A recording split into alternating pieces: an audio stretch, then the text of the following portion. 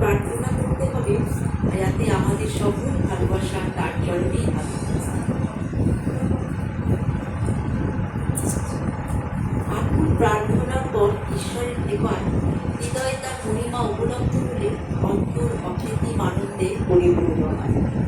দেহ মন প্রাণ সকলই ঈশ্বরের পাদপদ্মে সমর্পিত হওয়ার মানব জীবন ঐশ্বরিক সৌন্দর্যে শোভিত হয়। মানব জীবন খুবই সুন্দর হয়, সম্পূর্ণ সার্থক হয় যখন নিজস্ব ঈশ্বর চেতনা হৃদয়ের আনন্দ সকলের মধ্যে বিতরণ করে দেওয়া যায়।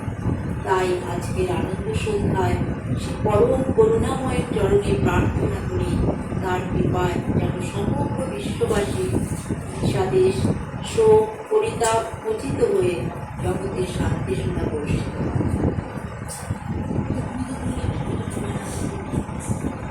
সত্য পাশে আমাদের বোধগম্য হোক বা না হোক, সকলেই সে ব্রহ্মের কৃপায় সৃষ্টি।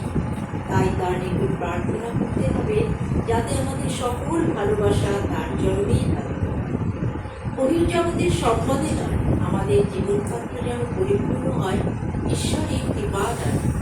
আমাদের জীবন বিনায় যেন দরিদ্র হতে পারে সে পরম সত্যের অমৃত সুখ।